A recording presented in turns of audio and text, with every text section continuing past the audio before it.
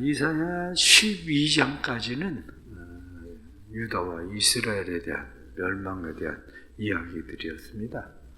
그런데 13장부터 나타난 말씀은 앞으로 이방 나라들에 대한 그런 멸망에 대한 이야기입니다. 이방 나라의 멸망에 대한 이야기 가운데 오늘 등장하고 있는 나라는 바벨론이라는 나라입니다. 성경에 많이 등장하는 그런 나라죠. 성경에 등장하는 이 바벨론은 요한계시록까지 계속 등장합니다. 왜냐하면 요한계시록에서는 이 바벨론이 로마를 상징하기도 하고 세상 마지막 멸망할 나라를 상징하는 것이 바벨론이기 때문입니다. 이 바벨론에 대해서 성경이 말씀하고 있는데 바벨론은 구바벨론, 신바벨론, 그렇게 바벨론이 나누어집니다. 구바벨론은 이스라엘 백성들을 멸망시킨 바벨론이 아니라 그 전에 아수르를 멸망시키기 전 일어났었던 나라거든요. 나부라클라살에 의해서 왕성하게 일어났었던 그런 바벨론이었는데 이 바벨론은 함무라비 법전이라고 우리가 잘 알고 있죠. 이 함무라비 왕이 있을 때 가장 번성하던 때입니다.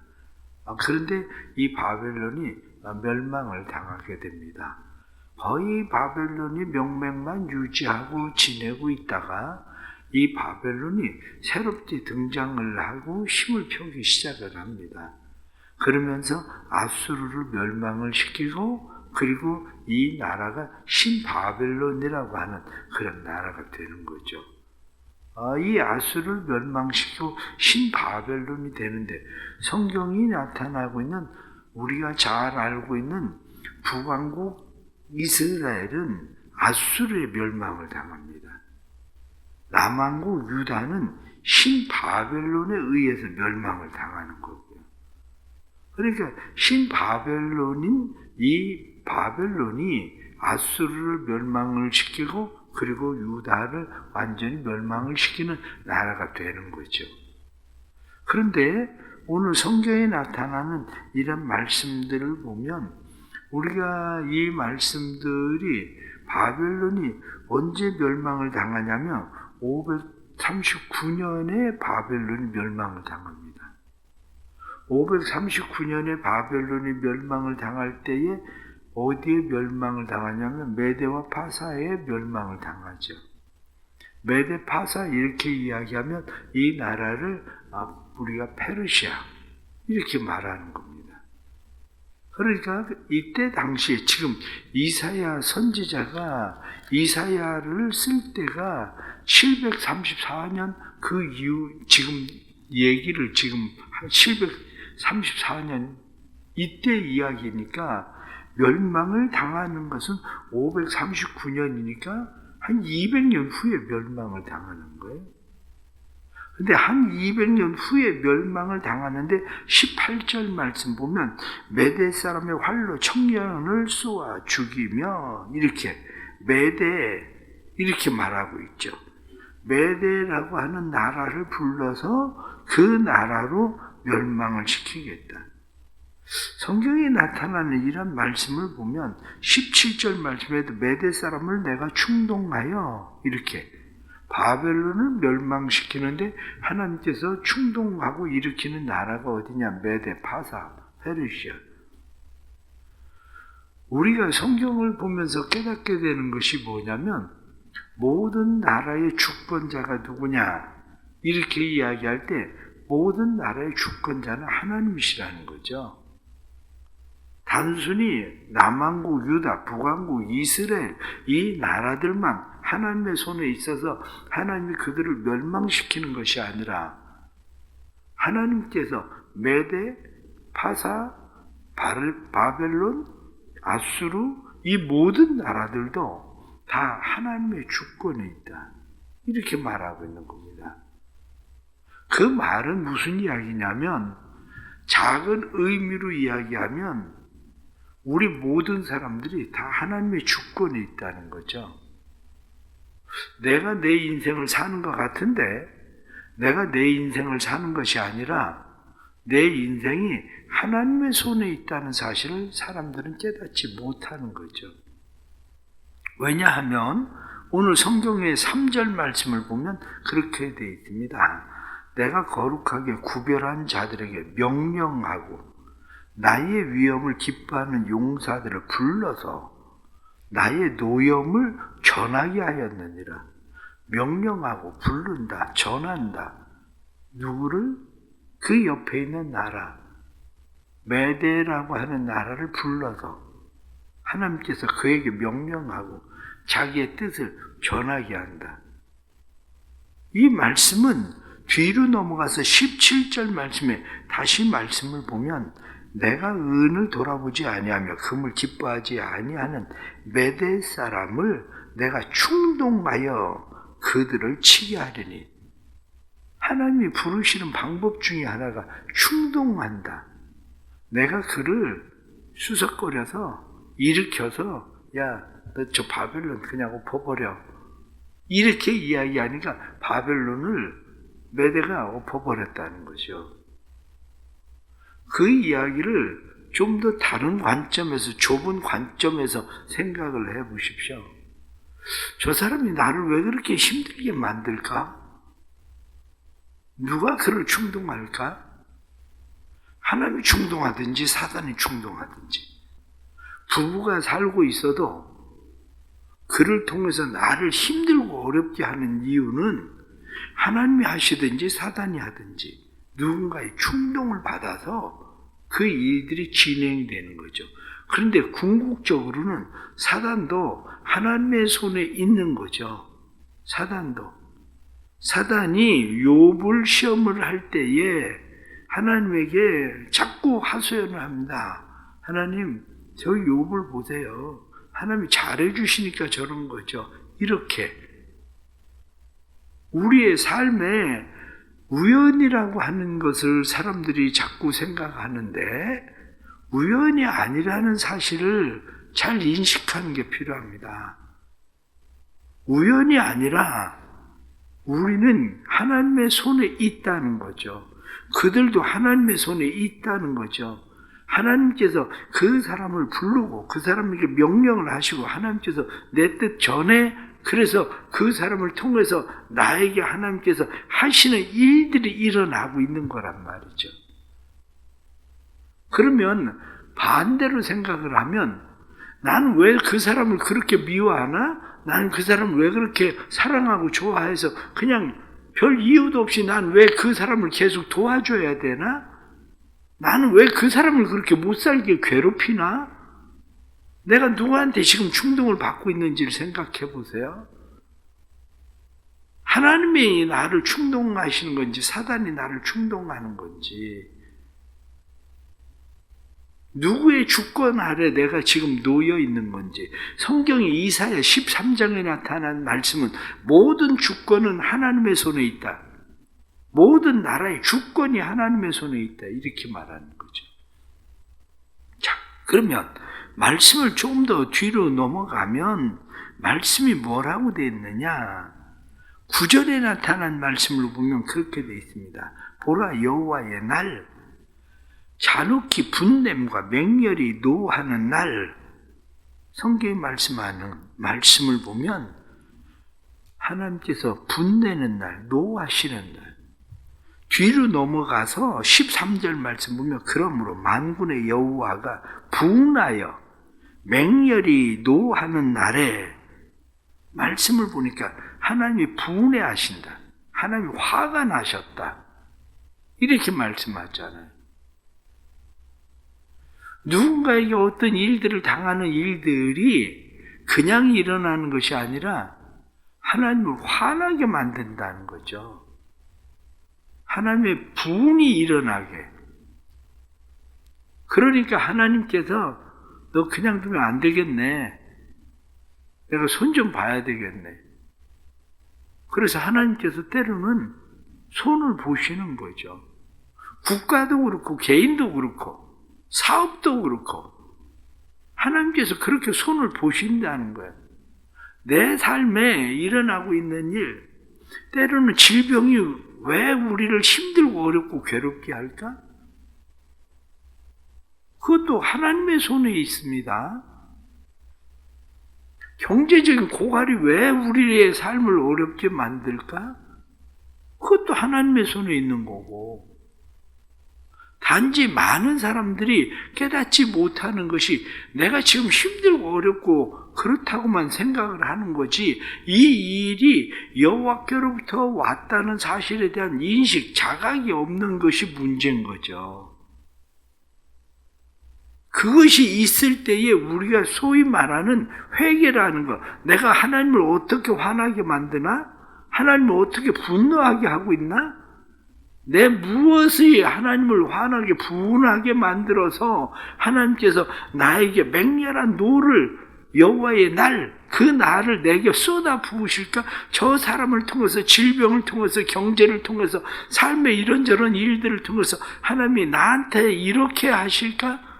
이걸 깨달아야 회개가 되는 거지, 그걸 깨닫지 못하면 회개가 일어나지 않습니다. 우리의 삶에 왜 회개가 안 되느냐? 간단한 거예요. 이게 하나님의 손이 있다는 사실을 우리가 인식하지 못하니까 회개가 안 되는 거죠. 아이들을 보세요. 아이들이 부모의 손에 회초리를 볼 때에는 잘못했다는 걸 인식하고 잘못했다고 빌어요. 그런데 부모의 손을 인식하지 못하면 자녀들은 잘못했다는 생각을 별로 안 해요. 마찬가지로 우리의 삶의 인생에 일어나는 일들이 왜 이런 일들이 일어날까라고 이야기할 때에 많은 부분들이 바로 이 문제하고 직결되어 있다고요. 그런데 그것을 인식하지 못하면 우리는 회개가 없죠. 회개하지 않으면 우리의 삶이 어떻게 되나? 성경에 많은 말씀이 있지만 7절 말씀, 8절 말씀 보면 그렇게 되어 있습니다. 그러므로 모든 손이 힘이 풀리고 각 사람의 마음이 녹을 것이라. 그들의 놀라며 괴로움과 슬픔에 사로잡혀 해산이 임박한 여인같이 고통하며 서로 보고 놀라며 얼굴이 불꽃 같으리로다. 뒤에 나타난 말씀을 쭉 뒤에도 그런 말씀들이 막 이제 나타납니다. 근데 여기 나타난 말씀 보세요. 손에 힘이 풀리고, 손에 힘이 풀려서 아무것도 할 수 없습니다. 마음이 녹을 것이다. 마음이 녹아서 마음에 어떤 의욕도 열심도 일어나지 않는 상황에 빠집니다. 그것을 뒤에 나타나는 말씀을 보면 그 말씀들이 10절 말씀에 그렇게 되어 있습니다. 하늘의 별들과 별 무리가 그 빛을 내지 아니하며 해가 돋아도 어두우며 달이 그 빛을 비추지 아니할 것이로다. 해와 달이 별 쓸데없이, 다시 말하면 약을 먹어도 건강해지지 않아요. 수술을 받는다고 고침받지 않아요. 그게 그러니까 왜 이런 일이 일어나냐? 이렇게 이야기할 때 하나님께서 바벨론에 노하고 분해하셔서 그들을 멸망시키기로 작정을 하시니까 그렇게 된다는 거죠. 우리의 삶에도 하나님이 분해하시고 노하시는 일들이 일어나면 우리의 삶에도 일어난 일들이에요. 사람들은 내가 저 사람한테 사기당해서 그랬다고 생각을 하는데 사기당해서 그런 게 아니에요. 사기당해서 그런 게 아니라 하나님이 나에게 네가 재물 그렇게 아껴봐도 쓸데없는 짓이야. 그래 한번 볼래? 그럼 그냥 다 날아가는 거예요. 너 많이 쌓아두면 이제 먹고 마시고 즐길 것 같지? 그래도 하나님 병원에 한번 엎어놓으면 그만인 거예요. 그 인식이 없으니까 말씀에 나타나는 것처럼 사람들이 손에 힘이 풀리고 마음이 녹았다. 그러면 인생이 놀라고 괴롭고 슬프고 고통하고 성경에 나타난 말씀처럼 이러한 일들이 뒤에도 나타나는 말씀이 황폐해진다. 이게 누구의 손에 있느냐? 하나님의 손에 있다. 이렇게 말씀하는 거죠. 어쩌면 오늘날 사람들은 이런 설교를 싫어합니다. 이런 설교를 저부터도 별로 하지 않죠.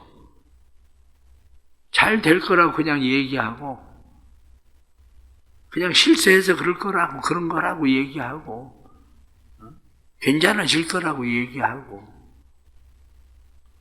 근데 정말 그런가? 역사의 주관자이신 하나님이 우리의 인생의 주관자는 아니신가? 하나님께서 우리에게 말씀하시는 것은 너 지금 당장은 그 일 안 일어나도 너 그 꼴 봐. 이렇게 말한다고요. 하나님을 두려워하지 않는 이유가 어디 있습니까?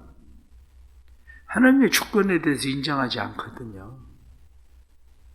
그냥 하나님이 잔지 우리를 잠깐 도와주시면 그냥 괜찮아지고 될 거라고 생각하는 거지, 하나님의 주권이 우리의 삶을 주장한다는 생각을 별로 하지 않는 거죠.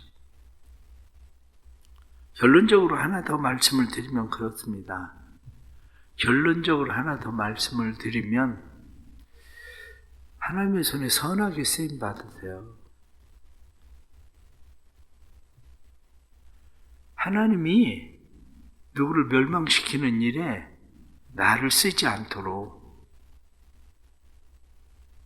누구에게 말씀에 나타나는 것처럼 손에 힘이 풀리고 마음이 높게 만들고 괴롭게 하고 슬픔을 주고 놀라게 하고 고통하게 만들고 그런 일에 하나님이 나를 쓰는 게 아니라 누군가를 살리고 회복시키는 일에 내가 쓰임 받도록, 그 일에 하나님이 나를 부르시고 내게 명령하시고 하나님께서 나에게 그 일을 할 수 있도록 만드는 사람이 되는 게 중요한 겁니다.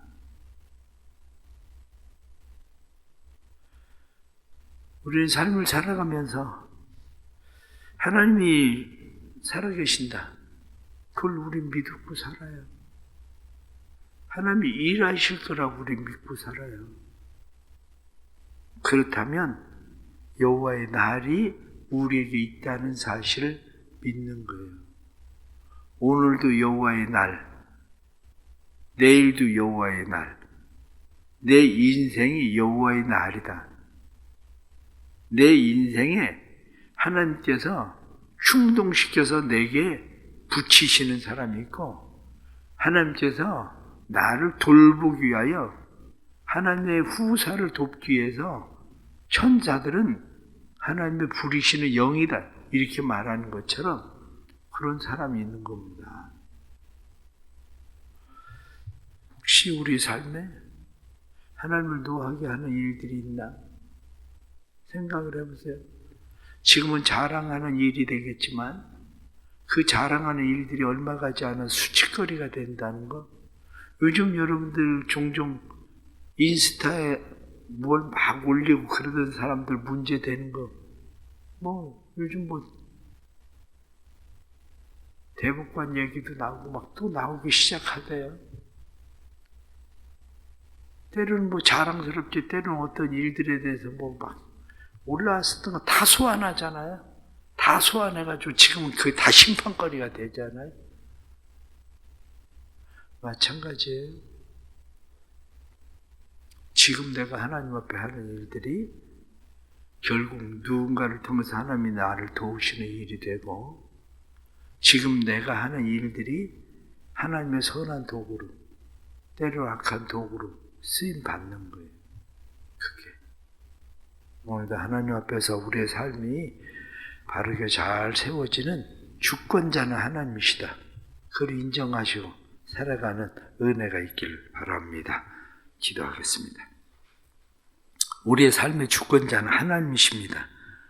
바벨론이 멸망하는 것도 하나님이 노하시고 하나님 분내심으로 하나님께서 매대를 충동질해서 그들을 멸망시키는데 그들의 손이 풀리고 마음이 녹아버리고 마음의 슬픔이, 괴로움이, 고통이 그들의 삶 속에 임했다고 성경이 말씀한 것처럼 우리의 삶에도 역시 하나님의 도우시는 은혜가 없으면 우리의 삶은 그럴 수밖에 없다는 것을 다시 깨닫습니다.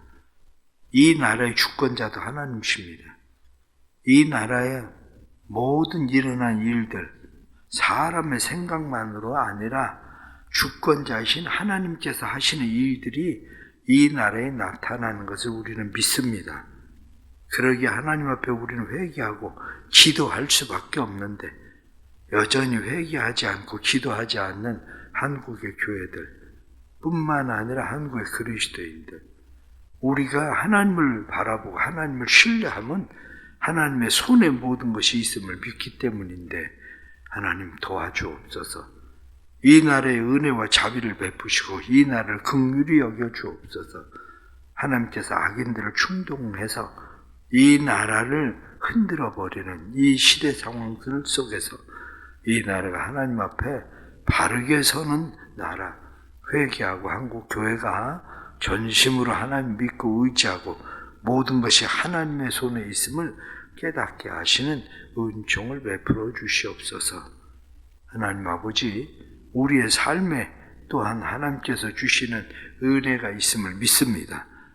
은혜만 아니라 우리의 삶에 하나님이 분내시고 하나님의 진노하시는 일들도 있음을 우리는 압니다. 도와주옵소서. 불쌍히 여겨 주옵소서. 긍휼을 베풀어 주옵소서. 그래서 하나님의 돕는 사람들을 붙여주시고 하나님께서 살리는 사람을 붙여주시고 일으키는 사람을 붙여주옵소서. 그래서 우리의 가정과 자녀들 뿐만 아니라 삶의 모든 일들 속에 하나님의 도우시는 역사가 나타나게 하여 주옵소서. 우리를 사용해 주옵소서. 우리를 하나님께서 사용해 주셔서 악한 곳에 사용되어지는 하나님의 진노에 우리가 몽둥이로 사용되지 않게 해주시고 오히려 하나님의 선한 도구로 하나님의 의의 병기로 사용되어질 수 있도록 주님 우리를 도와주셔서 하나님의 손에 붙잡히도록 역사해 주옵소서. 나 때문에 남편이, 나 때문에 자녀들이, 나 때문에 부모가 사는 일들이 일어나게 해주시고 내 삶 속에 하나님께서 행하시는 일들이 다른 주변의 사람들을 통해서 뿐만 아니라 부모와 자녀와 그리고 또한 남편과 아내를 통해 인생에 하나님께서 주시는 놀라운 은혜가 임하도록 축복해 주옵소서. 오늘 하루도 주님 앞에 맡깁니다. 하나님의 선하신 뜻 가운데 머물게 해 주시고 또한 오늘 우리 사랑하는 자녀들 우즈베키스탄, 카자흐스탄 하나님 그곳에 가서 선교하는 모든 영역 마치고 돌아오는 그러한 시간까지 눈동자처럼 지키시고 보호하시는 은혜가 때를 따라 돕는 하나님의 은혜가 임하도록 도와주옵소서. 예수 그리스도의 이름 받들어 간절히 기도드리옵나이다. 아멘.